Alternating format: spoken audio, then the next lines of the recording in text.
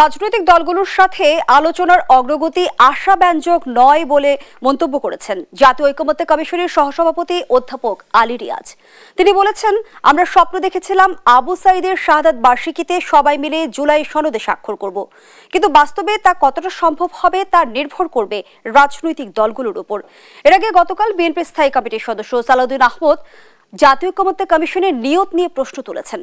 তিনি জিজ্ঞেস করেছেন, জাতীয় ঐকমত্য কমিশনের নিয়ত কি, তারা কি চাইছে তারা যে প্রস্তাব করবে তা সবার মেনে নিতে হবে, এটি যদি হয় ঐকমত্য হবে কি? বর্তমানে আমরা যে আস্থা অনাস্থার দোলাচল দেখছি, এই বাস্তবতায় সংস্কার ও ঐকমত্য কি শুধুই দুরাশা? এসবই আজকের আলোচনায় আনবো। দর্শক, আমি ফারনাজ জুই, সবাইকে আমন্ত্রণ জানিয়ে শুরু করছি দেশ টেলিভিশনের নিয়মিত আয়োজন দেশ সন্ধ্যা। আজকের আলোচনায় এগিয়ে নিতে স্টুডিওতে আছেন দুজন সম্মানিত অতিথি। চলুন একে একে পরিচিত হই। আছেন অ্যাডভোকেট আবু হেনা রাজ্জাকি, আইনজীবী ও রাজনীতি বিশ্লেষক। সেই সঙ্গে আরও আছেন আবু আলম শহীদ খান, সাবেক সচিব, নির্বাচন ও রাজনীতি বিশ্লেষক। দুজনকে আমন্ত্রণ জানাচ্ছি আজকের আলোচনায়। দুজনকে একটা অভিন্ন প্রশ্ন রাখতে চাই, সংস্কার ও ঐকমত্য কি কেবল দুরাশা কিনা, বর্তমান বাস্তবতা আমাদের কি বার্তা দেয়? আবু আলম শহীদ খান, আপনি যদি শুরু করেন। না, দুরাশা তো নয়। ঐকমত্য কমিশনে অনেক বিষয় আলোচনা করে তো রিজলভ হয়েছে, যেমন যে প্রধানমন্ত্রীর মেয়াদ, সেটা নিয়ে বেশ আলোচনা হওয়ার পর তো রিজলভ হয়েছে। আমি আরও বেশ কিছু 70 অনুচ্ছেদ তো রিজলভ হয়েছে, যেগুলো রিজলভ করার মতো, যেগুলো ঐকমত্যে আসা সম্ভব বিভিন্ন রাজনৈতিক দলের পক্ষে, তারা সেটা করেছেন। কিন্তু আপনি যারা কমিশন, ঐকমত্য কমিশন বা যারা সংস্কার কমিশনে ছিলেন, তারা তো মূলত রাজনীতিবিদ ছিলেন না, এটা তো আমরা জানি। রাজনীতির লোক কম ছিলেন এবং বেশিরভাগ লোক কনসালটেন্ট, এনজিও, মুক্তমুখ, বিদেশি থাকেন, বিদেশি ডিগ্রিধারী প্রফেসরস, তাদের তো অনেক কিছু আছে। তারা তো অনেক বিষয় নিয়ে আলাপ আলোচনা করতে পারেন এবং জাতিকে দিক নির্দেশনা দেখাতে পারেন, নিশানা দিতে পারেন। তো তারা এগুলো প্রস্তাব করেছেন। তো এই প্রস্তাবগুলো যখন রাজনীতিবিদদের কাছে যাবে, রাজনৈতিক দলগুলোর কাছে যাবে, খুব স্বাভাবিকভাবে রাজনৈতিক দলগুলোর ভিন্নমত থাকতেই পারে। সেটাই ডেমোক্রেসি। এমন তো না যে সব বিষয়ে ঐকমত্য হয়ে যাবে, তাহলে আর আলোচনার দরকার কি? আলোচনায় যখন আপনি যাচ্ছেন, তখন আপনাকে ধরে নিতে হবে যে একটা আলোচনা হবে, আলোচনায় কিছু পয়েন্টে আমরা একমত হব, কিছু পয়েন্টে আমাদের দ্বিমত থাকতে পারে, এবং সেগুলো পরবর্তীতে সুরাহার জন্য জাতির কাছে ছেড়ে দিতে হবে। তো সেই কারণে ওই যে প্রশ্ন তুলেছেন যে সালাউদ্দিন সাহেব, বিএনপি নেতা, নিয়ত কি, নিয়ত বোঝা যাচ্ছে না। তো এই ধরনের আস্থাহীনতা হলে তো আরও সমস্যার সৃষ্টি হবে। আর আশাব্যঞ্জক নয়, এটা বলার দরকার ছিল না। আপনার এত আশাবাদী হওয়ারও তো দরকার নেই। আপনি আলী রিয়াজ, ডক্টর আলী রিয়াজ আমাদের ঢাকা ইউনিভার্সিটি জার্নালিজম ডিপার্টমেন্টের কৃতি ছাত্র, শিক্ষক ছিলেন, পরে আমেরিকায় গিয়েছেন এবং দীর্ঘদিন আমেরিকায় বসবাস করেন। দুষ্ট লোকেরা বলে তিনি মার্কিন নাগরিক বা মার্কিন এজেন্ডা বাস্তবায়ন করার জন্য দেশে এসছেন। তো সুতরাং ওনার এত আশাব্যঞ্জক নয়, আশাবাদী নই, এরকম বক্তব্য দেওয়ার দরকার নেই। ওনার কাজটা কি? আপনার কাজটা এখন হচ্ছে যে আপনি ঐকমত্য কমিশনের ভাইস চেয়ারম্যান, আপনি সবার সাথে আলোচনা করবেন এবং একটা জাতীয় ঐকমত্য প্রচেষ্টা নেবেন। ঐকমত্য যখনই বলবেন তখন সকলের একমত হতে হবে, এবং সকলে যে বিষয়ে একমত হবেন না সেটা পরবর্তী ভবিষ্যৎ জেনারেশনের জন্য ছেড়ে দিতে হবে। ভবিষ্যৎ পার্লামেন্ট, ভবিষ্যৎ রাজনৈতিক নেতৃত্ব, ভবিষ্যৎ সরকারের উপর ছেড়ে দিতে হবে। এমনটি কিন্তু বিএনপিও বলেছে যে তারা সংস্কার এমনভাবে করতে চাচ্ছেন কেউ যেন এই সংস্কার আর বিলুপ্ত করতে না পারে। বলা হয়েছে যে এটা তো ধর্মগ্রন্থ নয়, আমরা এমন সংস্কার করব যা 10-20 বছর পরে নতুন প্রজন্মের হাত ধরে পরিবর্তিত হবে। না, এরকম কথা বলা খুব যৌক্তিক না। কারণ আপনার কোনো কিছুই অপরিবর্তিত থাকবে 10-20 বছরের গ্যারান্টি ভেরি স্ট্রেঞ্জ প্রপোজিশন। 10-20 বছরের গ্যারান্টি দিয়ে আপনি কিছুই হবে না, কিছু করা যাবে না। আপনি করবেন, আপনি ঐকমত্য হন, এবং তারপরে পার্লামেন্ট যেটা আসবে, নির্বাচিত পার্লামেন্ট বা যে সরকার আসবে, তারা মনে করতে পারে যে এই জিনিসটা বাস্তবায়ন করা দরকার, এটা করবে। যদি মনে করে যে না, এর চেয়ে ভালো কিছু আছে, সংস্কারের কথা যদি বলেন, আপনি এখন যা ভাবতেছেন 2025 সালের এই জুন মাসে বা জুলাই মাসে, আগামী 1 বছর পরে আপনার ভাবনার তো পরিবর্তন আসতে পারে। ভাবনার পরিবর্তন হওয়াটা খুব স্বাভাবিক, কারণ রাজনীতি বলেন, সমাজ ব্যবস্থা বলেন, রাষ্ট্র ব্যবস্থা বলেন, এবং কি আমরা যে কথাবার্তা বলছি, আমাদের যে টেকনোলজি বলেন, সবই পরিবর্তনশীল এবং সামনের দিকে যাচ্ছে। তো সামনের দিকে চিন্তা করে আপনি 20 বছরের গ্যারান্টি, 10 বছরের গ্যারান্টি, এই ক্লজ যখন আপনি বলেন, সেটাই হচ্ছে এক ধরনের স্বৈরতান্ত্রিক মনোভাব। তো স্বৈরতন্ত্র সরিয়ে আরেকটা স্বৈরতান্ত্রিক মনোভাব প্রকাশ করাটা মনে হয় ঠিক না। এইরকম ক্লোজ দেওয়া যাবে। ধন্যবাদ জানাচ্ছি আপনাকে অ্যাডভোকেট আবু হেনা রাজ্জাকি। একদিকে জাতীয় ঐকমত্য কমিশন নিয়ে যেমনটি আসলে বিএনপি প্রশ্ন রেখেছে, তাদের নিয়ত কি, বর্তমান বাস্তবতা বিবেচনায় আপনার অবজারভেশন কি বলে? সংস্কার কি জাতীয় ঐকমত্য কমিশন রাজনৈতিক দলগুলোর উপর চাপিয়ে দিচ্ছে, নাকি বিএনপি ছাড় দিতে চাইছে না? ধন্যবাদ দেশ টিভির দর্শক, বিজ্ঞ আমার শহীদ ভাই আলোচক এবং সকলকে আমার শুভেচ্ছা। দেখুন, শহীদ ভাই যেমন কতগুলো কথা বলছেন যৌক্তিক, যেমন ধরেন বিদেশি নাগরিক রিয়াজ সাহেব, বিদেশি নাগরিক এখন ঐকমত্য কমিটির বলতে গেলে উনি টপ। ইউনূস সাহেব যদিও সবার উপরে, but ultimately he is facing all this things. তো প্রশ্ন হচ্ছে যে বাংলাদেশি নাগরিক, জন্মসূত্রে বাংলাদেশি বলেন বা যেভাবেই বলেন, বাংলাদেশি নাগরিক তো দীর্ঘ 16 বছর দেশটা শাসন করছে। তো শাসন করার ফলাফলটা কি? এই যে শাসন করলো, উনি তো পিওর বাংলাদেশি, তার শাসন যে করছে ফলাফলটা কি? উনি আয়নাগর দেখিয়েছেন, বিনা বিচারে হত্যা দেখিয়েছেন, শাপলা চত্বরে লোক মেরেছেন, ওনার শাসন আমলে সেনা অফিসার মারা গেছে, কৈফিয়ত নাই, বহু লোকের চাকরি চলে গেছে। সে তো পিওর বাংলাদেশি। সুতরাং আবার যারা পলাতক হয়েছে তাদের বহু লোকের ডুয়েল সিটিজেনশিপ ছিল, চলে গেছে বিদেশ, অন্য ভিসা ছিল, চলে গেছে বিদেশ। সুতরাং এটা খুব যৌক্তিক বলে আমি মনে করি না পার্সোনালি। উনি করেন কি, ওনার কাজটা কি করছেন, দ্যাট ইজ ইম্পর্টেন্ট। আজকে আমার জন্য যদি একটা চাইনিজ লোক উপকারী হয় আর আমার নিজের দেশের লোক যদি ক্ষতিকারক হয়, আমি কোনটা অ্যাকসেপ্ট করব? সুতরাং সেই বিবেচনায় যেতে হবে। সেটা কতখানি হয়েছে সেটা পরের প্রশ্ন। সুতরাং এইগুলো বলে আমার কাছে মনে হয় যে আমি ব্যক্তিগতভাবে আমার দ্বিমত আছে।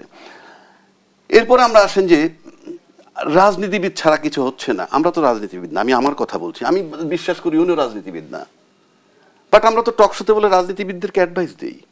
তার মানে কি উই হ্যাভ দ্য রাইট, অথবা আমরা বুঝি, কথার কথা বলছি। আমি যদি মনে করতাম আমার রাইট নেই কিংবা বুঝি না, তাহলে তুমি এখানে আসতাম না।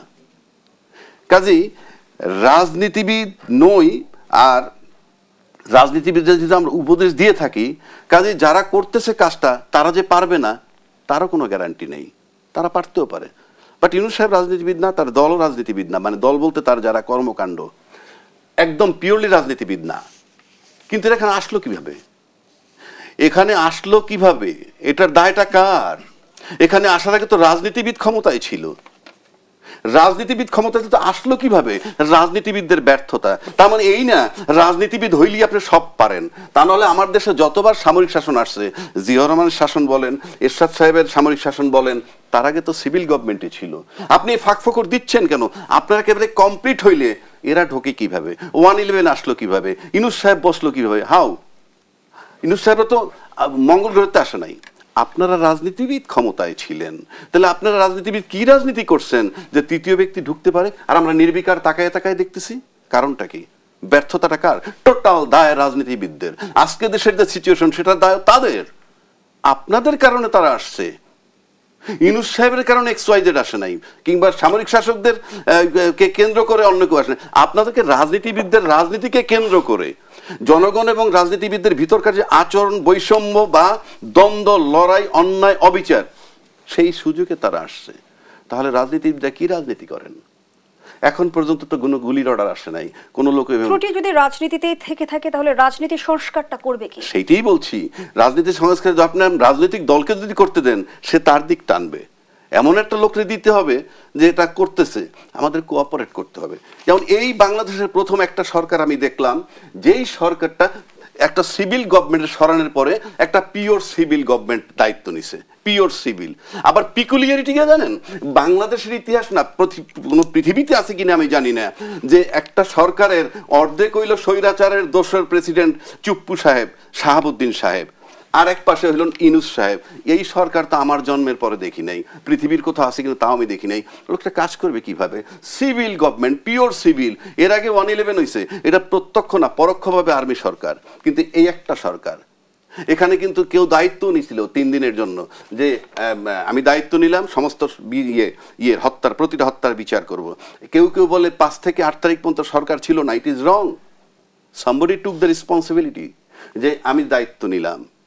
কিন্তু তারপরে তিনি ইউনূস সাহেব আসার পর হয়তো চলে গেছেন, কিন্তু কিন্তু সরকার advocate আবুল এখন কালাম আসেন জাকি, সংস্কারে। জি। আপনি বলছিলেন যে এমন কাউকে সংস্কারটা করতে হবে যারা রাজনীতিবিদ নয়, যারা এখন করছে, যার রাজনৈতিক অভিলাষ নাই, 1 2 নম্বর সে তার দল টানবে না, পক্ষপাতিত্ব করবে না, কারণ আপনি তো একটা সুস্থ কিন্তু আমরা গণতন্ত্র বর্তমান ফেরত সময় চান। দেখছি অন্তর্বর্তী সরকার দায়িত্ব গ্রহণ করেছে, অন্তর্বর্তী সরকার দল নিরপেক্ষ সরকার, অরাজনৈতিক সরকার, তারপরে রাজনৈতিক দলগুলো পূর্ণ আস্থা রাখতে পারছে কি? গতকাল বিএনপি স্থায়ী কমিটির সদস্য সালাউদ্দিন আহমদ বলেছেন, সংস্কার এখন এমন অবস্থা হয়েছে, আমি প্রধান উপদেষ্টাকে বলেছিলাম একটা কবিতাই লিখে ফেলেন, হে সংস্কার তোমাকে পাওয়ার জন্য আর কতবার আলোচনা করিলে, খানা পিনা খাইলে সংস্কার পাওয়া Yes, হবে। তার কথা অমূলক না, সে পলিটিশিয়ান, তার মতনই বলছে। কিন্তু আপনি কত বেসিক জায়গায় আসেন, সংখ্যানুপাতে আসন চাচ্ছে কেউ কেউ, আবার কেউ কেউ বলছে যে না, ওভাবে না। বেসিক জায়গা প্রধানমন্ত্রী আর রাষ্ট্রপতির ক্ষমতার ভারসাম্য। আচ্ছা, আপনি যদি পার্লামেন্ট নির্বাচন হয়, সেই পার্লামেন্টে যদি দেখা গেল 200 সিট পাইল একটা দল, 200 সিট পাইল, সংস্কার করলো কি? প্রধানমন্ত্রী আর রাষ্ট্রপতির ক্ষমতার ভাগাভাগি, একে অপরকে ছাড়া চলতে পারবে না। কিন্তু একটা দলীয় সরকার যদি মানে ভোট করার পর যদি 200 সিট পায় একটা দল, তারপরে যদি রাষ্ট্রপতি নির্বাচন এই সদস্যরা করে, তাহলে সেই রাষ্ট্রপতি আর প্রধানমন্ত্রীর ভারসাম্যের সমস্যা মানে আর ঝামেলা মানে থাকলো কোথায়? দলীয় প্রধানমন্ত্রীও দলীয়, তাদের ভোটে যদি রাষ্ট্রপতি হয়ে যায়, তাহলে দুইজনের ক্ষমতা ভাগাভাগি করে লাভটা কি? এবং এই ক্ষমতার ভাগাভাগি যদি করতে হয়, তাহলে ইলেকট্রাল কলেজের কথা বলছে যে 70-75টা ইউনিয়ন চেয়ারম্যান সহ যদি আপনি ওই ভোটটা করেন, আপনি নিশ্চিত থাকেন ইলেকট্রাল কলেজেও কিন্তু অনেকের আপত্তি আছে। আপত্তি থাকবেই, তৈরি করেন, কারণ আপনি আপত্তি থাকবে এই কারণে আপনি টোটাল ক্ষমতাটা কুক্ষিগত করতে হবে। কাজেই প্রধানমন্ত্রী আর রাষ্ট্রপতির ক্ষমতা যদি ভারসাম্য রাখতে চান, তাহলে তো রাষ্ট্রপতি আর প্রধানমন্ত্রী যদি একটা দলের থেকে আসে, তফাৎ কি? বিএনপির তরফ থেকে যেমনটি বলা হচ্ছে যে অতীতে একজন স্বৈরাচার হয়েছে বলে প্রধানমন্ত্রীর হাত পা বেঁধে দিলে আসলে হবে না। হাত পা বেঁধে দেওয়ার বিষয় না তো। If you are transparent, if you are clean at heart, আপনার সৎ উদ্দেশ্য থাকে, আপনি কোনো টেনশন কোথায়? আইন আছে যে বললাম চুরি করলে হাত কাটে দেবে সৌদি আরবে, বলছিলাম এখানে একবার, চুরি করলে হাত কেটে দেবে। সৌদি আরবের লোকের হাত নাই? কুদৃষ্টি দিলে চোখ তুলে ফেলে, সৌদি আরবের লোকের চোখ নাই? তার মানে কি আইনে কি আসে যায়? ইফ ইউ আর ক্লিন, আপনার ক্লিন না, টোটাল ক্ষমতা। আচ্ছা, মেম্বার অফ পার্লামেন্টের কাজ কি? আইন প্রণয়ন করার ক্ষমতা। আর আমার দেশের মেম্বার অফ পার্লামেন্টের সুপারিনটেন্ডেন্ট ইঞ্জিনিয়ার, চিফ ইঞ্জিনিয়ার রাইকেই না তারপরে কৈফিয়ত তলব করে, ওই কাজে পাইলো কেমনে, এইটা হইলো না কেমনে, বিল না দিলে বিল দিয়ে দেবে, এটা এই তো কাহিনী। এটা 53 বছরের দেখা আমাদের, এটা পরিষ্কার। এটা যদি কেউ বলে যে আপনার কাছে প্রমাণ কি, প্রমাণ কি? এই আবহাওয়ায় উনি চলছে না, উনি তো সরকারের ভিতরে ছিল, বলুক উনি যখন কাজ করছেন উনি কতখানি স্বাধীন ছিলেন, গল্প যতই করুন। কতখানি স্বাধীন ছিলেন না বলুন শহীদ খান? আমি মোটামুটি 90%-এর বেশি ছিলাম, কারণ থ্রেশহোল্ড পর্যন্ত স্বাধীন থাকা যায়। 10%-এর প্রভাবটা কাদের ছিল? থাকে, বিভিন্ন রাজনৈতিক দলের থাকতে পারে, রাজনৈতিক নেতার থাকতে পারে, দেশের যে সরকার থাকে সরকারের থাকে, পার্লামেন্ট মেম্বারের থাকতে পারে, ওনার মতো আইনজীবীরও থাকতে পারে। প্রভাব তো আপনার অনেকই মতো বিস্তার করতে পারে। 90% স্বাধীন থাকার আসলে রহস্যটা আসলে কিভাবে? চাইলে কি কেউ 90% স্বাধীন থাকতে পারে? যদি ওই যে বললেন না, আপনার নিয়ত যদি ভালো থাকে, আপনি যদি পরিষ্কার থাকেন, স্বচ্ছ থাকেন, জবাবদিহিতার মধ্যে থাকেন, আপনার যদি নিজের কোনো উদ্দেশ্য না থাকে, আপনার যদি ব্যক্তিগত লাভালাভ, ব্যক্তিগত স্বার্থকে যদি আপনি প্রাধান্য না দেন, আইন অনুযায়ী যদি কাজ করেন, অবশ্যই থাকতে পারবেন। পরিবেশ লাগবে আপনার, সেরকম একজন মন্ত্রী লাগবে। তাহলে আইনে কিছু দুইটা আসে মন্ত্রী, যায়? আমি দুইটা মন্ত্রণালয়ে কাজ করেছি। কোনো আইনে কিছু আসে আমার যায়? একজন লোকাল গভর্নমেন্ট মিনিস্টার ছিল সৈয়দ আশরাফ, সবাই জানে তার নাম, উনি কখনো কোনো কাজে বাধা সৃষ্টি করেননি। আরেকটা ডক্টর আফসারুল আমিন ছিলেন চট্টগ্রামে, উনি মারা গেছেন, দুজনেই প্রয়াত। আমি যখন তার সাথে কাজ করছি, কোনো সময় কোনো বিষয়ে উনি বাধা দেননি অথবা প্রভাব বিস্তার করেননি, আইনের বাইরে কোনো কাজ করতে বলেন নাই, এবং আমার পক্ষে কাজ করা সম্ভব হয়েছে। আমি তখনকার প্রধানমন্ত্রীও আমাকে আইনের বাইরে কোনো কাজ করতে কখনোই বলেননি। যে কারণে আমি যখন সেক্রেটারি ছিলাম, তখন নির্বাচন হয়েছিল স্থানীয় সরকারের, এবং সেই স্থানীয় সরকার নির্বাচনে 5টা সিটি কর্পোরেশনে বিপুল ভোটে আওয়ামী লীগ প্রার্থীরাই পরাজিত হয়েছিল, বিএনপি জিতেছিল লক্ষ লক্ষ ভোটের ব্যবধানে। হয়েছে না নির্বাচন? এরপরে কি তারা আরো সচেতন হয়ে গিয়েছিল? তারা কি হয়েছে সেটা তারা বলতে পারবে, সচেতন তো হতেই হবে তাদেরকে, ওটা তো একটা সিগন্যাল। আপনি যখন একটা ইলেকশন, জাতীয় নির্বাচনের আগে লোকাল গভর্নমেন্ট নির্বাচনে যখন আপনার দল, এবং যেহেতু মার্কা আছে, আপনার দল যখন ভোটটা পায় না, ইপ্সিত, যেটা ওরা যেটা চেয়েছিলেন, তো তখন নিশ্চয়ই তারা সাবধান হবেন। সেই সাবধানতা থেকে আপনি স্বৈরাচার হওয়ার দরকার নেই, সেই সাবধানতা থেকে আপনি গণতান্ত্রিক পথে আরও হাঁটবেন, আরও জনগণের কাছে যাবেন, আপনার সীমাবদ্ধতাগুলো দূর করার চেষ্টা করবেন, আপনার যদি কোনো ভুল ত্রুটি থাকে সেটা থেকে মুক্ত হওয়ার চেষ্টা করবেন। সুতরাং ইলেকশনের রেজাল্ট একটা সাবধানতার বিষয়, এটা তো অবশ্যই সাবধানতার বিষয়। ইভেন একটা উপনির্বাচনের রেজাল্টও সাবধানতার বিষয়, যদিও উপনির্বাচনে আপনার ক্ষমতার পরিবর্তন হয় না, সরকারের পরিবর্তন হয় না, বাট ওইটা একটা সিগন্যাল। ওই সিগন্যালটাকে নিয়ে রাজনৈতিক দলগুলোকে সেই কাজগুলো করতে হবে। কিন্তু এখানেও আমরা পাল্টাপাল্টি অভিযোগ শুনি জনাব আবু আলম শহীদ খান। এই প্রশ্নই রেখেই বিরতিতে যেতে চাই যে আমলারা কি আসলে রাজনীতির কাছে জিম্মি নাকি পুরো আমলাতন্ত্রের কাছে রাজনীতি জিম্মি? আমি বিস্তারিত শুনতে চাই বিরতির পর। দর্শক, দেশ সন্ধ্যার এই পর্যায়ে একটা বিরতি নিচ্ছি, সাথেই থাকুন।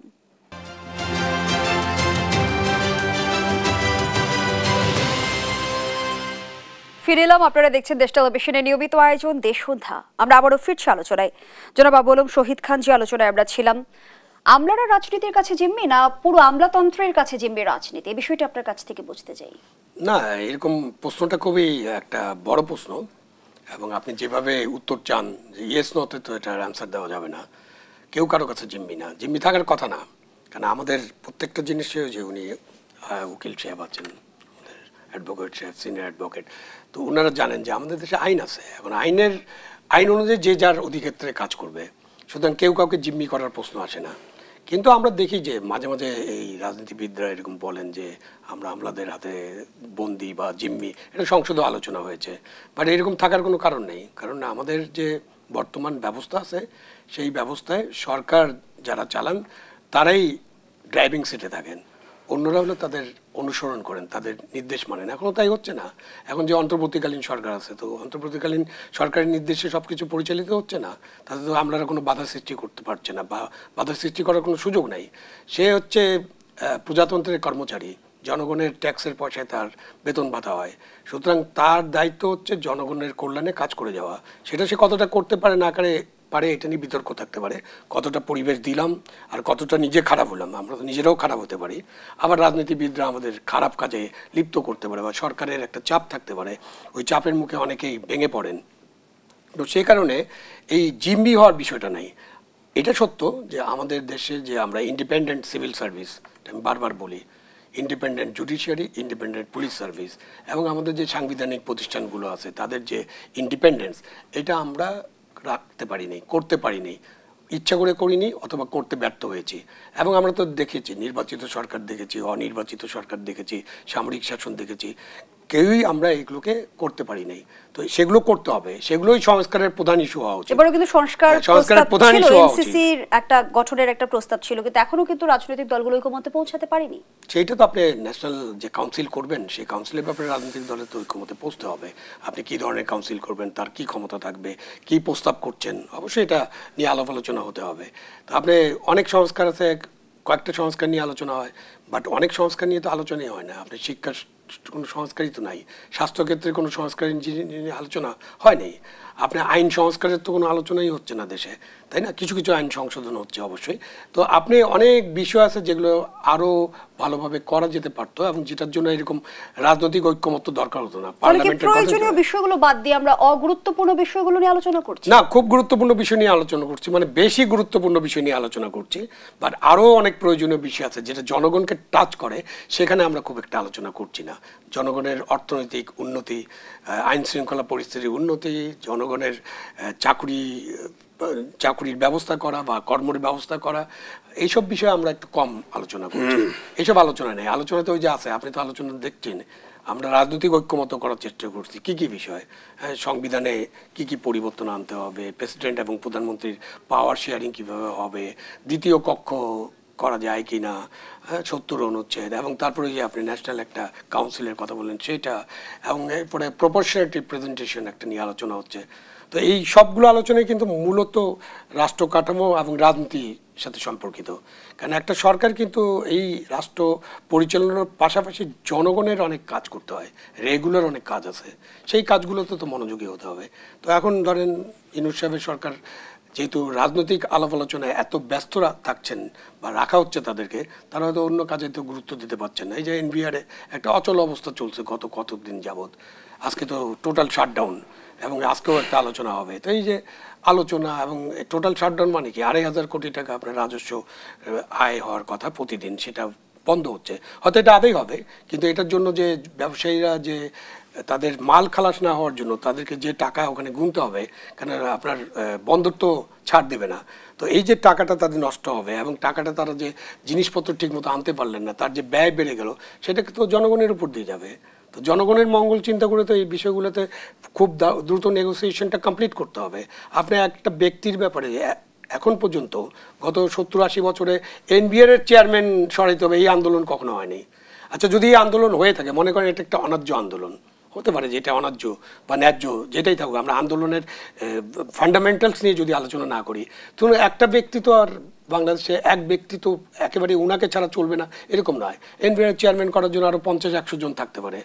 আপনার আছে, আপনি তাকে একটু সরিয়ে একজনকে দেন, তারপর আলাপ আলোচনা করে এটাকে বিহিত করেন। কিন্তু ওইখানে আমরা কেন আমরা ওইখানে স্টিক করছি যে না, সরানো যাবে না, আর ওরাও আন্দোলন করছে সরাতেই হবে। আপনি যেখানে কাজ করবেন সেখানকার যে স্টেক হোল্ডার্স বা যাদের সাথে কাজ করবেন, তাদের যদি আপনার প্রতি কোনো আস্থা না থাকে, আপনি তো ওখানে কাজ করতে পারবেন না। তো নিজের থেকে ব্যক্তি হিসেবেও সরে যেতে পারেন, তাহলে তো সমস্যার সমাধান আপাতত একটা হয়। জি, ধন্যবাদ জানাচ্ছি। অ্যাডভোকেট আবু হেলাল রাজ্জাকী, অন্তর্বর্তী সরকার কেন দায়িত্ব গ্রহণের পর থেকে তীব্র প্রশাসনিক সংকটের মুখোমুখি? সরকার কি দুর্বল নাকি সরকার নমনীয়? না, এটার জন্য দায়ী হইল সহযোগিতা। মানে সরকারকে যে পরিমাণ, কার সহযোগিতা? সরকারকে সহযোগিতা করতেছি আমরা সবাই, সে কারণে উনি ব্যর্থ হচ্ছেন। মানে আমাদের সহযোগিতাটা নমুনাটা এমন যে সহযোগিতায় উনি পারতেছেন না, ইমব্যালেন্সড হয়ে গেছেন। কেন বলছি? যারা আজকে বলতেছে যে আমরা এই সরকারকে সমস্ত সহযোগিতা করতেছি, এই লোক বা এই রাজনীতিবিদরাই কিন্তু বিগত 12 বছর আওয়ামী লীগ সরকারের বিরোধিতা করেছিল নাকি? আজকের রাজনীতিবিদরাই বিগত আওয়ামী লীগের 12 বছর যাবৎ বিরোধিতা করছে। অবশ্যই সেই বিরোধিতা করার পর 12-15 বছর আওয়ামী লীগ ক্ষমতায় থাকলো, আর এই সবাই এসে এর সহযোগিতা করতেছে। উনি 11 মাসে বেহুশ। আপনি বুঝেন তো কেমন সহযোগিতা? তাইলে যারা বিরোধিতা করছিল তাই সে থাকলো 15 বছর, আর যার সহযোগিতা করতেছে তিনি থাকতে পারতেছেন না, বছর গণায় নাই এখনো। কথাটা কেন বলছি? আবু আলম শহীদ ভাই বললেন যে প্রজাতন্ত্রের কর্মকর্তা কর্মচারীর কিছু আইন দেওয়া আছে, সেই আইনগুলো মানতে তারা বাধ্য, ফলো করতে বাধ্য। আমার কমান্ড লাগবে না। এখানে খুন হচ্ছে, পুলিশকে ইনফর্ম করলে যেতে হবে, চোখের সামনে ঘটনা যেতেই হবে। আইন বলছে, আইনের প্রয়োগ কতটা হচ্ছে সেটাই বলছি। আইন তাকে বলে দিছে, তাকে থামায় রাখে নাই। তাকে থামায় রাখছে কোন কাজগুলোর জন্য? আগে যেমন তা আয়না ঘরে নিয়ে যাও মুখরে, সেটা বলতে হবে, তারপরে নিবে। কিন্তু রুটিন কাজ, আমার গাড়ি ভাঙতেছে, পুলিশ তাকায় তাকায় দেখতে, নো রাইট, তার দেখার রাইটই নাই। দ্বিতীয় আসেন প্রজাতন্ত্রের কর্মচারী, সিভিল সার্ভেন্ট বলেন আর যাই বলেন, যত শুদ্ধ ভাষায় বলেন, সরকারি চাকরিবিধি বানাইছিল একটা, সেক্রেটারিটা আন্দোলন হইল কেন? Who are you? Master and servant relation যদি হয়, আমি আইন করব, তুমি মানতে বাধ্য, তোমার কোনো চয়েস নাই তো। You don't have any choice. Who are you? প্রজাতন্ত্রের কর্মচারী, ওনার নিজস্ব কর্মচারী আছে, ওনার ড্রাইভার আছে। সে ফর এক্সাম্পল আপনার কাজের উপরে বললেন বাসায় এসে বেল টিপবা না, তুমি মিস কল দিবা। একদিন তার ফোন ভুলে আনে নাই, বেল টিপসে, তার চাকরি চলে যেতে পারে। এজন্য সে বলতে পারেন ওই বিষয়ে বেল টিপসে বলে আমার চাকরি। আমি যেটা আইন করবো that is final. Master and servant. আজকে যারা রাজনীতিবিদ, একবারও কি বলছে তাদেরকে যে আপনারা একটা অনির্বাচিত সরকার কিংবা একটা অন্তর্বর্তীকালীন সরকার, তার সে নির্বাচন দিবে, এই সংস্কার কাজগুলো করার জন্য আপনারা কর্মচারীরা কেন আপনারা এই ডিস্টারবেন্সটা ক্রিয়েট করছে? এনবিআর অচল, এনবিআর তো কর্মচারী আছে, শাটডাউন করলো কে? বলবেন ইউনূস সাহেবের ব্যর্থতা? ইয়েস, আমি বলি ব্যর্থতা। সরকার হিসেবে দায়িত্বটা তার উপরে বর্তায়। কিন্তু ইউনূস সাহেবের রাইখা কালকে যদি শহীদ ভাইরে আমি বসাই দেই, সমস্ত প্রজাতন্ত্রের কর্মকর্তা কর্মচারী মাঠে নেমে কাজ করবে, ডাজ ইট মিন যে উনি তার চেয়ে যোগ্য বা আমি তার চেয়ে যোগ্য? কিন্তু মাঠে নামবে। কেন নামবে? সেইখানে আসেন। নামবে এই কারণে যে প্রশাসন আমার উপরে খবরদারি করতে পারবে। লিখে রাখেন আপনি, ওনার ইউনূস সাহেবের সামনে গিয়ে পারে না, কাউকে পাঠায় দেখেন সব কনভিন্স হয়ে আসতেছে। সেই কারণে বলতে সিটি কর্পোরেশন কয়দিন আগে আন্দোলন হয়েছে, সিটি কর্পোরেশন কর্মচারীর নাইমে বলে আমরা নির্বাচিত মেয়র চাই। হু আর ইউ? আমি যাকে বসাই দিব সে চালাবে অ্যাডমিনিস্ট্রেশন। নির্বাচনের প্রক্রিয়া তো আসি, সেটা যখন নাই জনপ্রতিনিধি এই মুহূর্তে নির্বাচিত, সুতরাং এখানে অ্যাডমিনিস্ট্রেটর বসাইছি। তুমি কর্মচারী কিভাবে ক্লেম করো যে আমরা নির্বাচিত মেয়র দেখতে চাই? মানে কি? তবে কি সরকার প্রজাতন্ত্রের কর্মচারীদের সাথে সমঝোতায় পৌঁছাচ্ছে? এইবার আসেন এই প্রজাতন্ত্রের কর্মকর্তাদের এই অবস্থাটা কেন? আমি ব্যক্তিগত উপলব্ধি থেকে বলি, আমার কাছে ডকুমেন্ট নাই। গত 16 বছর, আমি শেষের দিকে এসে লাস্ট 2টা টার্ম যদি দেখেন, শেখ হাসিনা ছিল পিওর প্রজাতন্ত্রের 16 লক্ষ কর্মকর্তা কর্মচারীর প্রধানমন্ত্রী। এবং যে সমস্ত কাজ কর্মকর্তা কর্মচারী করছে শুধু বেতনের টাকা এইগুলা কেউ করে না। কারণ আমার ঠেকাটা কি? আমি ক্রস ফায়ারের নামে 2টা লোক মারবো, আমার বেতন 60,000 টাকা, এইটার বিনিময়ে আমি কেন মারবো? কি কারণ কি? আমার তো পোস্টিং করে বান্দরবন দিয়ে দিবে, আমি না মানলেও চাকরি থাকবে। অফকোর্স এখানে বেনিফিট আছে। আপনি আজকে মব জাস্টিসের কথা হচ্ছে, নুরুল হুদা সাহেব ইনসাল্ট করা হয়েছে। নুরুল হুদা সাহেব তো সাংবিধানিক মব করছেন। রাষ্ট্রে গত 16 বছরে সাংবিধানিক মব ছিল, রাষ্ট্রীয় মব ছিল, তারপরে প্রশাসনিক মব ছিল, আমি একটা অর্থনৈতিক মব ছিল। কোনটা সেটা? আপনি যখন স্বেচ্ছাচারিতা, আপনি যা মন চায় তাই করবেন। ব্যাংকের টাকা নিয়ে গেছেন, ফেরত দিতে হবে না। বাংলাদেশ ব্যাংকের টাকা চলে গেছে, আতিয়ার রহমান একদম আনটাচ। জনতা ব্যাংকের আবুল বারাকাত যা মন চায় তাই করছে, আনটাচ। আয়নাগর যারা বানাইছে, আনটাচ। বিডিআর হত্যা হইল অপারেশন ডাল ভাতের নামে, এটা কি চট করে সকালবেলা প্ল্যান হয়ে বিকেল হত্যা করছে? Of course not. কোথায় ছিল আপনার গোয়েন্দারা? কি করছেন রাষ্ট্র? সবই মব এগুলো। কাউন্সাটে বিদ্যুতের দাবিতে রাস্তায় লোক নামছিল শত শত, এর ভিতরে গুলি করে 24টা নিরীহ লোক হত্যা করেছে, এগুলো মব। আপনার রাষ্ট্রীয় সাংবিধানিক মব। এই তিনজন যদি নির্বাচন কমিশনার বলি, রকিবউদ্দিন সাহেব, নুরুল হুদা সাহেব, হাবিবুল আউয়াল সাহেব, সবই তো আমলা। এইভাবে পড়ছেন, মোনাজাত করে পড়ছেন, এইভাবে এই পাশ করছে এত পার্সেন্ট ভোট, সকালে 28%, বিকেলে 43% দিয়ে। সাংবিধানিক মব। আপনার সাথে একমত যে সাংবিধানিক মবের কথা বলছিলেন, কিন্তু আমার প্রশ্ন ভিন্ন জায়গায়। সাংবিধানিক মব কেউ করেছে, সে নিঃসন্দেহে অপরাধী, তাকে কি আমরা মব দিয়ে শাস্তি নিশ্চিত? No no, not that. আমি সেটা মিন করি নাই। রাষ্ট্রে যদি মব থাকে, মাথায় যদি মব থাকে, লেজে মব আসলে আপনি কি করবেন? আপনি কি করবেন? লাইক ফাদার লাইক সান একটা কথা আছে। আমি যদি 5 ওয়াক্ত নামাজ পড়ি, আমার ছেলে আমাকে ফলো করবে, নামাজ বুঝুক চাই না বুঝুক। তো আপনি আয়নাগর বানাইছেন, আপনি বিএনপি শাপলা চত্বরের লোক মারছেন, 57 জন বিডিআর অফিসার মারছেন, তাদের বিষয়ে যখন ক্ষোভ প্রকাশ করে 200 লোকের চাকরি চলে গেছে। সুতরাং মবের সংস্কৃতি পরিণত বাংলাদেশ সরকার করছে। আমরা জানতে চাই আপনার কাছে। না, আপনি উনি যে মবের কথা বলতেছেন, সাংবিধানিক মব বা বেআইনি মব, মানে বেআইনি কাজ করা, রাষ্ট্রযন্ত্র বেআইনি না, আমারটাকে আমি এস্টাবলিশ করব, রাষ্ট্রযন্ত্রে বেআইনি কাজ করা। আর তার সাথে যে বর্তমান মবের যে মূল্য, এটার সাথে কোনো সম্পর্ক নাই। উনি আইনজীবী হিসেবে নিশ্চয়ই এই মবের মূল্যকে আপনি যখন এই আমরা যদি এইভাবে কথা বলি, তাহলে তো ওই মব মাথায় ছিল, এখন লেজে আছে, তাহলে মব চলতে থাকুক। এখন মব উনাকেও স্পর্শ করবে, আমাকেও করবে, আপনাকেও করতে পারে।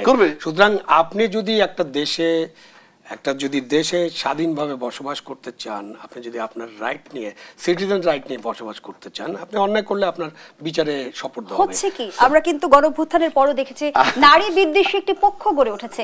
আপনি গতকালের ঘটনাটা যদি আপনি অবগত থেকে থাকেন, মুরাদনগরে যে ধর্ষণের ঘটনা ঘটেছে, একজন নারী যদি নিজ বাসভবনে নিরাপদ না থাকে, এর ব্যর্থতা আসলে ঢাকা শহরে মুরাদনগর তো একটা ধরেন প্রান্তিক জায়গা। আপনি ঢাকা নগরে আপনি এই যে নারীদেরকে নামানো হয়েছিল না আন্দোলনে, এবং নেমেছিলেন, তারা নামানো হয়েছিল নয়, তারা নেমেছিলেন, তারা প্রতিবাদ করেছেন, তো নারীদের তো মাইনাস করে ফেলছেন আপনি অলরেডি। এবং তারপরেই তো নারীদের বিরুদ্ধে একটা মব, নারী নিপীড়নের কোনো শাস্তি আমরা নজির স্থাপন করতে পারছি এখন পর্যন্ত আমরা পারি নাই। ওই যে ভদ্রলোক, উনি যাকে ঢাকা ইউনিভার্সিটির একজন ছাত্রীকে যে অপমান করলেন, নির্যাতন করলেন, তারপর কি তাকে গলায় মালা দিয়ে তো আপনি জামিনে নিয়ে আসছেন। তারপর তো ওই কেসের আমরা কোনো খবর জানি না। তারপর আরো ঘটনা যেগুলো ঘটছে, সেঞ্চুরি হয়েছে, হ্যাঁ, তো আপনি বিচার করবেন, আপনি সবকিছু ওই যে ওইখানে এটা হয়েছে, এটা সেটা হয়েছে, এই জন্য তাহলে আপনি বিচার করেন না। আপনি যেভাবে বলছেন তাতে মনে হয় যে দেশে এখন যা হচ্ছে সব হলো ভালো, মানে আগে যা খারাপ হয়েছে এর পরিণামে এই খারাপগুলো চলতে থাকবে। কতদিন চলতে থাকবে আপনি আমাকে বলেন, তাহলে কতদিন চালাবেন আপনারা? রাষ্ট্রের মব বন্ধ করেন, রাষ্ট্রের মব যেমন বন্ধ করবেন, তেমন এই মবগুলোকে বন্ধ করতে হবে। কতদিন চালাবেন আপনি বলেন? আপনি কতদিন চালাবেন? মব বন্ধ করার রাস্তা বলতেছি আপনাকে। না, এই মব আগে বলেন, তারপর রাষ্ট্রের মবের কথা বলতেছি। তো আপনি রাষ্ট্রের মব বন্ধ নিলে তো হবে না। তো রাষ্ট্র তো এখন মব নাই। রাষ্ট্রে মব নাই কে বলছে? রাষ্ট্রের মব ইউনূস সরকার কি মব সরকার? ইউনূস সরকার তো মব সরকার নেই, সেটা বলেন। আমি বলি মানে রাষ্ট্র এখন কিন্তু মব নাই। না না না, মব দূর হবে কেমনে বলি। আপনি যদি রাষ্ট্রপতি এবং প্রধানমন্ত্রীর পাওয়ারের ভারসাম্য করতে চান, তাহলে আপনাকে কি করতে হবে? কথা উঠছে, আমার কথা না, এগুলি নির্বাচন, ওই যে ঐক্যমত্য এখানে উঠছে যে কি বলে এটাকে, 70,000 ভোট, মানে 80,000 ফেরেশতার মতো। না না, বলছি 70,000 ভোটের কথা বলা হচ্ছে, ইউনিয়ন চেয়ারম্যান থেকে শুরু করে 80,000 ফেরেশতার ভোটের মতো। ফেরেশতা আপনি ডোন্ট, দ্যাট ইজ ইওর 80,000 লোক দিয়ে ভোট করছি না আমরা, আইফখানকে দেখছি না, আপনি সেটা এখন চালু করবেন? আপনি কি বেসিক ডেমোক্রেসি সাপোর্ট করেন? রাখেন না না, আমরা আলোচনা চলতেছে, আপনি এখন তাহলে পিছনের ইতিহাস টানেন কেন? যেটা চলমান পিছনের ইতিহাস কিন্তু আপনি টানতেন না, আমি এখন পর্যন্ত পিছনের কোন ইতিহাসে যাই। চলমানটা শুনেন, সেটা কি? 70,000 লোকে যদি ভোট দেয়, তাহলে রাষ্ট্রপতির ক্ষেত্রে তখন কিন্তু পার্লামেন্টের যে 200 মেম্বার শুধু তাদের পছন্দে হচ্ছে না। সেক্ষেত্রে যদি এই সংসদে যারা থাকবে তাদের দলীয় ভোট মানে একক ভোট না থাকে, যদি ওইভাবে ভোট হয়, তাইলে যদি অন্য কোনো ব্যক্তি রাষ্ট্রপতি হন, তখন প্রধানমন্ত্রী আর রাষ্ট্রপতির পাওয়ারের ব্যালেন্স হবে, ভারসাম্য রক্ষা হবে। সেক্ষেত্রে আপনাকে কি করতে হবে? আপনি সংসদ নির্বাচনটা আগে দিয়ে দেন। সংসদ নির্বাচন দিলেই কিন্তু আপনাকে রাষ্ট্রপতি বানাইতে হয় ওই সংসদ নির্বাচনের পরে সংসদের এই সদস্যদের ভোটে। সেক্ষেত্রে আপনি যদি রাষ্ট্রপতির ভারসাম্যটা চান, আপনাকে আগে নিচের দিকে নির্বাচন করে আসতে হবে। করে আসতে আসতে যখন সংসদ আসবে, তখন আপনি 70,000 ভোটার রাষ্ট্রপতি পাচ্ছেন। প্রধানমন্ত্রী ক্ষমতার ভারসাম্যের সাথে আসলে মব নির্মূলের কি সম্পর্ক সেটি বুঝতে চাই। আমি মব নির্মূলের সম্পর্ক বুঝাই দিচ্ছি। দর্শক, দেশ সন্ধ্যার এই পর্যায়ে আবারও বিরতি নিচ্ছি, সাথেই থাকুন। আবারও আমন্ত্রণ, আপনারা দেখছেন দেশ সন্ধ্যা। আমরা আবারও ফিরছি আলোচনায়। অ্যাডভোকেট আবু হেডার রাজ্জাককে যে প্রশ্নটি রেখে বিরতিতে গিয়েছিলাম, যে রাষ্ট্রপতি প্রধানমন্ত্রীর ক্ষমতার ভারসাম্যের সাথে মব নির্মূলের সম্পর্ক কি? জি, ধন্যবাদ আপনাকে এবং আমার বিজ্ঞ সহ আলোচক। আমি একটা নির্বাচন দিয়ে আপনাকে বুঝাই, মানে যে আলোচনাটা এখন চলতেছে। স্থানীয় নির্বাচন যদি আগে হয় তাহলে কি হয়? একটা ইউনিয়নে ধরেন বিএনপি বলেন, আওয়ামী লীগ বলেন বা জামাত বলেন, একাধিক প্রার্থী দাঁড়াবে। কারণ কি? কার পপুলারিটি কতখানি নির্বাচিত হয়ে গেল। সে ফর এক্সাম্পল ইউনিয়ন চেয়ারম্যান, এরপরে উপজেলা চেয়ারম্যান ওইভাবে নির্বাচিত হয়ে গেল। কোথাও জামাত, কোথাও বিএনপি, কোথাও আওয়ামী লীগ, না মিক্সড। এরপর যদি সংসদ নির্বাচনটা হয়, তখন যিনি এমপি থাকবেন, সংসদের সদস্য থাকবেন, তার ভাগে যে এলাকাটা পড়বে, সেই এলাকার যে উপজেলা চেয়ারম্যান এবং ইউনিয়ন চেয়ারম্যান এবং তিনি, এই তিনজনের সমন্বয় হওয়া কঠিন। কারণ তিনজন এক দলের নাও হতে পারেন। যখনই এক দলের হবেন না বা ভিন্ন মতের হবেন, তখনই কিন্তু তাদেরকে ভারসাম্য ব্যালেন্স করতে হবে। এইবার আসেন, তখন কি হয়? প্রশাসনে কাজ করতে পারে, কারণ প্রশাসনটা এক পেশে রাজনৈতিক চাপ পড়ে না। সংসদ নির্বাচন যদি আগে হয় তাহলে কি হয়? সংসদ নির্বাচন আগে হইলে তারপরে যে দলের সংসদ সদস্য, উপজেলা চেয়ারম্যান, ইউনিয়ন চেয়ারম্যান, দুইজন দাঁড়াবে না একটা দল থেকে। তারা যাকে নির্বাচিত করবে আগে, সেই দাঁড়াবে। সেখানে লোকাল লোক, অন্যান্য ভোটারের কাছে সে গ্রহণযোগ্য নাও হতে পারে, কিন্তু এমপির কাছে গ্রহণযোগ্য। তো এমপির কাছে গ্রহণযোগ্য ব্যক্তি যখন উপজেলা চেয়ারম্যান হয় এবং ইউনিয়ন চেয়ারম্যান হয়ে যায়, এই তিনজন মিলে ত্রিরত্ন হয়ে যায়।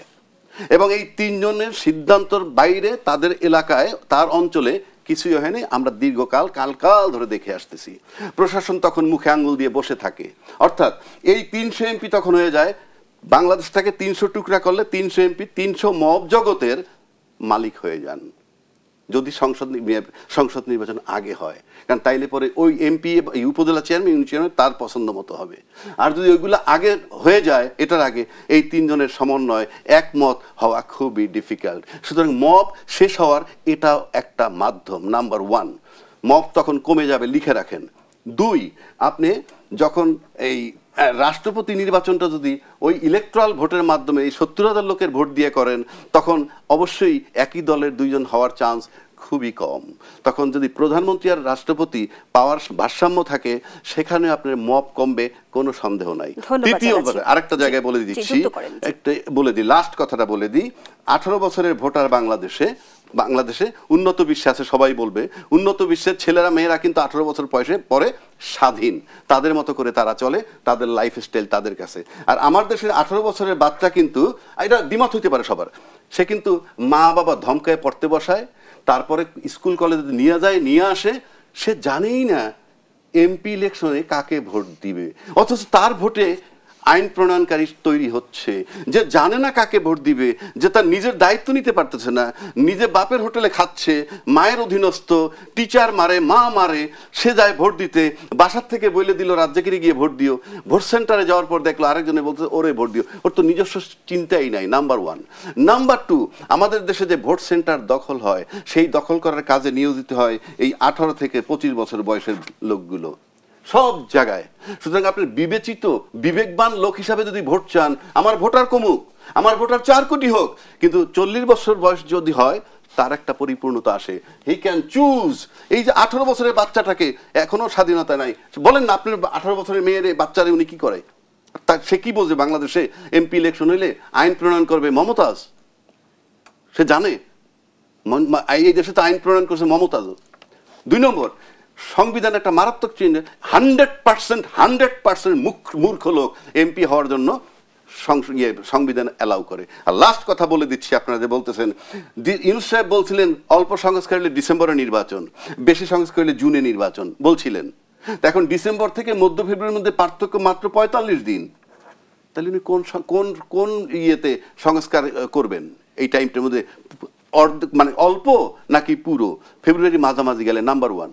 নাম্বার 2, আপনি কোন সংবিধানে নির্বাচন করবেন, যেটা এক্সিস্টিং নাকি সংস্কার করার পর যেটা হবে? এখন মতো এগুলোই হয় নাই। আপনি কোথায় পাচ্ছেন নির্বাচন? নির্বাচনের আলোচনায় ফিরব। ধন্যবাদ জানাচ্ছি অ্যাডভোকেট আবু হেনা রাজ্জাকি। আবু আলম শহীদ খান, যেমনটি আবু হেনা রাজ্জাকি বলছিল যে মব নিয়ন্ত্রণের কিছু ফর্মুলা তিনি তুলে ধরেছেন। এক হচ্ছে স্থানীয় সরকার নির্বাচন জাতীয় সংসদ নির্বাচনের আগে হলে, দ্বিতীয়ত তিনি বলছিলেন রাষ্ট্রপতি ও প্রধানমন্ত্রীর ক্ষমতার ভারসাম্য এলে, এবং তৃতীয়ত তিনি যুক্ত করেছেন ভোটারের বয়স বাড়ানো। আমি একটু ভিন্ন প্রেক্ষাপটে আপনার কাছে জানতে চাই, যেহেতু রাজনৈতিক এক ধরনের অচলাবস্থা আমরা দেখেছি বিগত সময়ে, গণ অভ্যুত্থানের পর আসলে কোনটি বেশি জরুরি, স্থানীয় সরকার নির্বাচন না জাতীয় সংসদ নির্বাচন?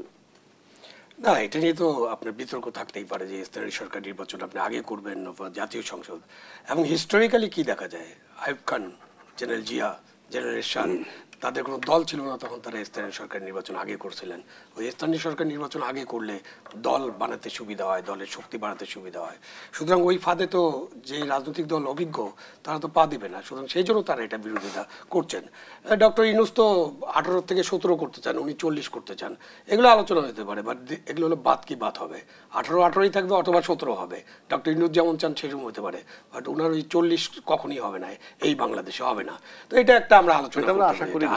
হ্যাঁ, না আপনি আশা করেন না করেন, আপনার একটা প্রস্তাব 40 হতে পারে। 40 হলে নাকি ওনার নবুয়ত প্রাপ্তি হতে পারে বা ইয়া হতে পারে, সেন্টারে মারামারি হবে না। এই বিষয়ে একটা প্রশ্ন রাখতে চাই অ্যাডভোকেট আবু হেনা রাজ্জাকি, আপনি বলছিলেন ভোটারের বয়স 18, তারা আসলে রাষ্ট্র কিংবা রাজনীতির গুরুত্বপূর্ণ বিষয়গুলো কি বোঝে? কিন্তু নিশ্চয়ই আপনি অবগত আছেন, আমরা যে গণ অভ্যুত্থান দেখেছি সেটা কিন্তু জেনজির হাত ধরেই কিন্তু বদলে গেছে ইতিহাস। সেই জায়গাটা আসছি, ভালো জায়গায় আসছেন আপনি। এরকম আন্দোলন করার সময় উত্তেজিত তারাই হয় যাদের ম্যাচুরিটি কম, যারা বোঝে না, তাদেরকে আপনি ব্যবহার করেন কিংবা নেতৃত্ব দেন, হট এভার ইট ইজ। আপনি তো আমার নেতৃত্ব দিয়ে উত্তেজিত হয়ে আন্দোলন করছেন, আমাকে নেতৃত্ব দিয়ে গুলির সামনে নিতে পারবেন না। ওই 18-20 বছর বয়স, 25 বছর বয়সের তরতাজা যুবকটাকে যেভাবে আপনি নিতে পারবেন, তার ভিতরে যে স্পিড বলেন বা স্পিড বা গতি যাই বলেন না কেন, আমার সেটা নাই। আমার মাথার ভিতরে আমার ফ্যামিলি ঘোরে, আমার মাথার ভিতরে আমার রোজগার ঘোরে, আমার মাথার ভিতরে আমার নিরাপত্তা ঘোরে, অনেক কিছু ঘোরে। কিন্তু ওই দুঃসাহসিক এই ডান পিঠে ছেলে বলে এদেরকে। সুতরাং সেটা সবসময় সব দল ব্যবহার করছে। ওদেরকে ব্যবহার করার পর মুরব্বীরা এসে ক্যাশ করে। ওরা কিন্তু তলার থেকে, যেমন এই আজকে যে জুলাইতে যারা মারা গেছে, সে তো আপনার আমার সন্তানই, আপনার আমারই তো সন্তান, ঘুরে ফিরে এই দেশের সন্তান, রাজনৈতিক দলের। কিন্তু সেখানে দেখেন তো 53 বছর যাবত যারা রাজনীতি করতেছে, তাদের কোনো নাতি, তাদের কোনো ছেলে, তাদের কোনো কেউ মারা গেছে কিনা কখনো? এবং যখন সেন্টার দখল হয়, কোন ঘরের কোন পোলাপানগুলো এসে 40 বছর বয়সের লোকেরা সেন্টার দখল করে। ধন্যবাদ জানাচ্ছি অ্যাডভোকেট আবু হেনা রাজ্জাকি। আবু আলম শহীদ খান, ঠিক এই জায়গাটাই আবার প্রশ্ন, 52 ভাষা আন্দোলন, 69-এর গণ অভ্যুত্থান, 71-এর মুক্তিযুদ্ধ এবং সবশেষ 24-এর গণ অভ্যুত্থানের কথা যদি আমরা বলি, সেখানে আসলে সব জায়গায় আমরা দেখেছি যে ছাত্ররা বা তরুণরা অগ্রগামীদের ভূমিকায় ছিল। তাহলে কি বিগত সময় থেকে শুরু করে আজ অবধি সবসময় তরুণরা ঝুঁকি নেবে এবং রাষ্ট্র রাজনীতির সবকিছুর বাইরে থাকবে? তাই তো দেখা যাচ্ছে যে আপনি তরুণরা ঝুঁকি নেবে, যুবকরা ঝুঁকি নেবে, তারা রক্ত দিবে, আর আমরা ক্যাশ করব। 40 বছর পর্যন্ত তারা ভোট দিতে পারবে না, তাহলে তো হবে না এটা। সুতরাং আমাকে ওই জায়গায় ঠিক করতে হবে। অবশ্যই তরুণদের এবং যুবকদের তাদের নেতৃত্ব যাতে বিকশিত হতে পারে সেই পথ খুঁজে বের করতে হবে। আর আপনি একটা নির্বাচন হলেই ভারসাম্য হবে এরকম না তো। ওই যে সংবিধান, কোন সংবিধানের অধীনে নির্বাচন হবে? আরে ভাই, এখন সংবিধান তো একটাই আছে, এখন তো দুইটা নাই সংবিধান। আপনি সংবিধান বাতিল করতে পারবেন না তো এখন, এভাবে সেটা সুযোগ চলে গেছে। আপনি তো একটা ওই যে সোকল বিপ্লব যদি বলেন বা গণ অভ্যুত্থান বলেন, গণ অভ্যুত্থানের পরে তো আপনি এমন একটা বিপ্লবী সরকার করেন যে সব কিছু বাতিল করে। তো উনি বলছেন যে একটা সিভিল সরকার, এই প্রথম, not backed by the military, একটা সরকার গঠন হয়েছে। সুতরাং এই সরকার তো সিভিল সরকার। এই সরকার আলাপ আলোচনা করবে, আলাপ আলোচনা করে একটা ঐক্যমতে পৌঁছানোর চেষ্টা করবে, এবং সেই ঐক্যমতের ভিত্তিতে যখন একটা ঘোষণা হবে, সেই ঘোষণার ভিত্তিতে দেশকে একটা নির্বাচনের দিকে যেতে হবে। এবং নির্বাচন হলে ভালো নির্বাচন, খারাপ নির্বাচন, ভালো লোক আসবে না, খারাপ লোক আসবে, এটা হতেই পারে, বাট আপনাকে এই সলিউশনের মধ্যে থাকতে হবে। এমন তো না যে অনির্বাচিত সরকার আগামী 20 বছর ক্ষমতায় থাকলে দেশটা সোনায় সোহাগা হয়ে যাবে। আমরা তো নির্বাচিত সরকারও দেখছি, অনির্বাচিত সরকারও দেখেছি, দেখি নেই এমন নয়, দেখেছি আমরা। তারপরেও কিন্তু ফাইনালি আমি রাজনীতিবিদদের পছন্দ করি বা না করি, আমি রাজনৈতিক দলকে পছন্দ করি বা না করি, ফাইনালি একটা নির্বাচন হয়, নির্বাচনের মধ্যে দিয়ে রাজনৈতিক দলগুলোই দেশ পরিচালনার দায়িত্ব পায় এবং জনগণই তাদেরকে দায়িত্ব দেয়। সেই জনগণকে আপনি বোকা বলতে পারেন, বাট আমি তো জনগণকে বোকা বলি না। বাংলাদেশের জনগণ কিন্তু এই যে তরুণ সমাজ, যুব সমাজ, জনগণ যখন সিদ্ধান্ত নেওয়ার দরকার পড়েছে তখন তারা সিদ্ধান্ত নিয়েছে, নাহলে বাংলাদেশ স্বাধীন হতো না, 90 গণ অভ্যুত্থান হতো না, 24-এর এই অভ্যুত্থানটা হতো না। 24-এর অভ্যুত্থানের পরেও আমরা নির্বাচন নিয়ে কেন অনিশ্চয়তা দেখছি? অনিশ্চয়তা আমি দেখি না, নির্বাচন নিয়ে অনিশ্চয়তা নেই, বা নির্বাচন করার জন্য যে কিছু ঐক্যমত্য দরকার সেটা নিয়ে আলাপ আলোচনা হচ্ছে। নির্বাচন নিয়ে কোনো অনিশ্চয়তা নেই এবং অনিশ্চয়তা হয়তো কেটে যাবে, অনিশ্চয়তা থাকবে না। সেই জন্য তো লন্ডনে বৈঠক হয়। ধন্যবাদ জানাচ্ছি অ্যাডভোকেট অভয় রাজাকে। ঠিক এই জায়গা থেকেই যদি শুরু করেন, লন্ডন বৈঠকের মধ্য দিয়ে নির্বাচন কেন্দ্রিক সকল জটিলতা কিংবা অনিশ্চয়তা কেটে গেছে কিনা? তা আমি জানি না, তবে লন্ডন বৈঠকে যে জিনিসটা হয়েছে সেটা হলো ইউনূস সাহেব অবশ্যই লন্ডন গেছিলেন তারেক জিয়া সাহেবের সাথে দেখা করতে। আমার কাছে মনে হয় এটি মুখ্য উদ্দেশ্য ছিল, অন্যান্যগুলো সাইডে যে সমস্ত বিষয়ে যাই থাকুক না কেন। এবং সেখানে কিন্তু একটা ভাষণ পাওয়া গেছে, ভাষণটা হলো বিএনপি ঢাকা, বিএনপি লন্ডন, কিছু পার্থক্য পাওয়া গেছে। ডিসেম্বরের নির্বাচন তারেক জিয়া সাহেবও চেয়েছিলেন, এখানে বসে আমরা শুনেছি তার প্রতিনিধিরা তাই বলছে। এখানের প্রতিনিধিরা কিন্তু বিএনপি ঢাকা যারা, তারা কিন্তু বলছিল 2 জন উপদেষ্টা এবং খলিলুর রহমান 3 জনের পদত্যাগ। কিন্তু লন্ডনে গিয়ে কিন্তু সেটা হয়নি। সেখানে খলিল সাহেব রিসিভ করছিলেন তারেক জিয়া সাহেবকে, অর্থাৎ তারেক জিয়া সাহেব ওখানে এন্ডোর্স করলেন, বৈঠক শেষে বিবৃতিও দিয়েছেন। প্লাস মধ্য ফেব্রুয়ারির যে নির্বাচনের কথাটা আমরা বলতেছি, সেখানে দৃশ্যমান হতে হবে কতগুলা জিনিস, সংস্কার, বিচার, জুলাই চার্টার ইত্যাদি। পর্যাপ্ত অগ্রগতির কথা সরকারের তরফ থেকে বলা হচ্ছে। পর্যাপ্ত অগ্রগতির আসলে মানদণ্ডটা কিভাবে নির্ধারণ করা হবে? আমরা বুঝতে পারবো না। মানদণ্ডটা আমাদেরকে জানতে হবে অগাস্ট সেপ্টেম্বরের মধ্যে। কেননা আপনি যদি ডিসেম্বরে ফেব্রুয়ারিতে নির্বাচন করেন, আপনাকে নভেম্বরে তফসিল দিতেই হবে। এখন নির্বাচন নিশ্চিত কিনা, যেমন আমি দেখি অনিশ্চিত। যদি বলি কেন, ইউনূস সাহেব বলছেন আমি এমন একটা নির্বাচন দিব যাতে পৃথিবী দেখে, তাক লাগানো নির্বাচন। তো উনি যদি আজকে নির্বাচন দেন, উনি কি নির্বাচন দিতে পারবেন? উনি আওয়াল মার্কা নির্বাচন হবে, নুরুল হুদা মার্কা হবে, অথবা রকিবউদ্দিন মার্কা হবে। কেন হবে? এ তো সেই প্রশাসন, যেই প্রশাসনের অধীনে বিগত দিনে আজকের বড় রাজনৈতিক স্টেক হোল্ডাররা নির্বাচনে যায় নাই, যে লেভেল প্লেইং ফিল্ড নাই। আর লেভেল প্লেইং ফিল্ড নিয়ন্ত্রণ করে শুধুই প্রশাসন, নির্বাচন কমিশন নয়। নির্বাচন কমিশন মাত্র সংখ্যা, আমাদের কিছু লোক, কিন্তু মাঠে কাজ করে তার অধীনস্থ হয়ে যায় তখন প্রশাসন। সেই প্রশাসন কনফার্ম করেছে, আজকের সমস্ত রাজনৈতিক দল তখন বারবার বলেছে লেভেল প্লেইং ফিল্ড নাই। এই নির্বাচন কমিশনার নিয়েও তাদের আপত্তি ছিল। তো ইউনূস সাহেব সেই নির্বাচন দিতে পারবেন না, তাহলে তাকে দিয়ে আমার লাভ হবে কি? এবং সেই নির্বাচন যদি না দিতে পারেন, এমনও হতে পারে যদি তেমন কোনো পরিস্থিতি হয়, হয়তো বিএনপির লোকজন উনি ডাকবেন, হয়তো কথার কথা আরও দায়িত্বশীল যারা ডাকবেন, ডাইকে বলবে যে আমি তো পারতেছি, আমি রকিবউদ্দিন মার্কা নির্বাচন দিব না, I am not ready to lose my goodwill which I have earned in last 80 years। তো সুতরাং আপনারা কি দায়িত্ব নেন, সেই প্রস্তাবও আসতে পারে। যদি আসে, আগামী পরবর্তী 3 বছর কিন্তু আবার নির্বাচন নাই। আবু আলম শহীদ খান, 14, 18, 24-এর প্রশাসন কিভাবে আসলে গ্রহণযোগ্য সুষ্ঠু নির্বাচন নিশ্চিত করবে, সে সঙ্গে আরো একটি প্রশ্ন যুক্ত করি, প্রশাসনের পুরো সংস্কার করে নির্বাচন হতে কতদিন সময় লাগতে পারে? আপনি প্রশাসনের পুরো সংস্কার বলতে কি বুঝি সেটা তো বুঝতে হবে আগে। আপনি তো এই 18 লক্ষ কর্মচারীকে বাড়ি পাঠিয়ে দিতে পারবেন না, এবং আপনি আগামী 6 মাসের মধ্যে 18 লক্ষ কর্মচারী নিয়োগ করতে পারবেন না, সব লেভেলে তো পারবেন না। আপনি নিচের লেভেলে কিছু কর্মচারীকে বাদ দিয়ে যেতে পারেন। আর আপনি 14, 18, 24-এ যারা নির্বাচনী দায়িত্ব পালন করেছে, 12 থেকে 14 লক্ষ মানুষ এই দায়িত্ব পালন করে। তা আপনি যদি রিপিট করে মানে, তাহলে ধরেন 30 লক্ষ লোক, আপনি 30 লক্ষ লোককে দায়িত্ব থেকে সরিয়ে দিতে পারেন যে তোমরা কোনো নির্বাচনী দায়িত্ব পালন করতে পারবে না, সেটা আপনি করতে পারেন। আপনি অর্ডার দিতে পারেন, নতুন লোককে দিয়ে নির্বাচনে আনেন। বাট ফাইনালি জিনিসটা হয়, গড কি চায়, গভর্নমেন্ট অফ দ্য ডে। এখন ইউনূস সাহেব হলো গডে আছে, গভর্নমেন্ট অফ দ্য ডে। এর আগে হাসিনা ছিল, তার আগে বেগম খালেদা ছিল, তার আগে এরশাদ ছিল, তার আগে জিয়াউর রহমান সাহেব ছিল। সো ওনাদের শাসন আমলে ওনারা যেমন নির্বাচন চাবেন, সদিচ্ছা থাকলে, আন্তরিকতা থাকলে, তাহলে ভালো নির্বাচন করা সম্ভব, আদারওয়াইজ সম্ভব না। সেরকম ভালো নির্বাচন তো আমরা দেখতে, ভালো ওই অর্থে 90% অ্যান্ড অ্যাবভ, ওই থ্রেশহোল্ডটা আমি সবসময় বলি, কারণ 100% কোনো ভালো নির্বাচন হবে না, পৃথিবীর কোথাও হয় না, ওই আমেরিকাও হয় না, বাটারফ্লাই ব্যালট থাকে, আরও কালোদেরকে লম্বা লাইনে দাঁড়াতে হয়, ইয়া পর্যন্ত যেতে পারে না, ভোট কেন্দ্র পর্যন্ত রাত হয়ে যায়, তারপর ফিরে যায়। তো এই যে ভালো নির্বাচন 90% থেকে অ্যাবোভ 92, 94, 96%, এটা তত্ত্বাবধায়ক সরকারের আমলেতে হয়েছে, 91-এ হয়েছে, 96-এ হয়েছে, 2001-এ হয়েছে, 2008-এ হয়েছে। তো এই ভালো নির্বাচন করার জন্য সরকার যদি সদিচ্ছা থাকে, ইউনূস সাহেবের গভর্নমেন্টের যদি সদিচ্ছা থাকে, তাহলে অবশ্যই ভালো নির্বাচন। ধন্যবাদ জানাচ্ছি অ্যাডভোকেট আবু হেনা রাজাকে। সরকারের সদিচ্ছার মধ্য দিয়ে আমরা একটা গ্রহণযোগ্য কিংবা ইতিহাসের সেরা নির্বাচন পাবো কিনা? এটা পাওয়ার জন্য তো এই সংস্কারগুলো রিলেটেড, যেটা এখন চলমান, ওখানে যদি ঐক্যমত্য না হয় আপনি নিশ্চিত থাকতে পারেন নির্বাচন না হওয়ার সম্ভাবনা অলমোস্ট 100%। বিএনপির তরফ থেকে একই অভিযোগ করা হচ্ছে যে একটি গোষ্ঠী নির্বাচনকে পিছিয়ে দিয়ে জাতির সর্বনাশ করতে চাচ্ছে, এমন অভিযোগ করেছেন বিএনপি স্থায়ী কমিটির সদস্য মির্জা আমি আব্বাস। একমত। যদি আমার বক্তব্য ওইখানেই, যদি তারা সর্বনাশ করে থাকে জাতির, আমি তো মনে করি স্পেসিফিক্যালি বলা উচিত জাতির সামনে, বলে জনমত তৈরি করা উচিত এবং প্রয়োজনে সরকারের বিরুদ্ধে কালকে সকালে মাঠে নামা উচিত। কিন্তু আমরা অতীতে দেখেছি যখন তার সাথে বৈঠকে বসছিল, আইসে বলছে যে ডিসেম্বরের মধ্যে, মানে ডিসেম্বরে নির্বাচন চাই। আমি এই লম্বা সময় দিলাম কেন দিলাম কেন? আমি কেন দেখা করে জুলাইতে নির্বাচন চাই না? আমি তর্কের খাতিরে বলছি, আমি দিলাম কেন ডিসেম্বর পর্যন্ত টাইম?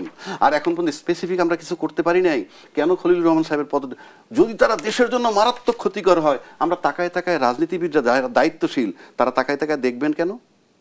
তারা কেন মাঠে নামবেন না? ব্যক্তি আমি তো নামতে পারবো না, ব্যক্তি শহীদ হয়ে নামতে পারবেন না।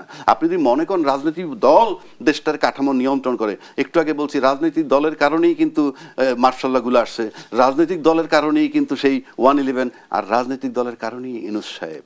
সুতরাং রাজনৈতিক দলকে আগে ঠিক হইতে হবে যে কিভাবে ঠিক করা যায়। অসংখ্য ধন্যবাদ জানাচ্ছি অ্যাডভোকেট আবু হেনা রাজাকে। ধন্যবাদ জানাচ্ছি আবু আলম শহীদ খান আপনাকে। দর্শক, শেষ করছি দেশসন্ধ্যার আজকের আয়োজন। ধন্যবাদ এতক্ষণ আমাদের সাথে থাকার জন্য।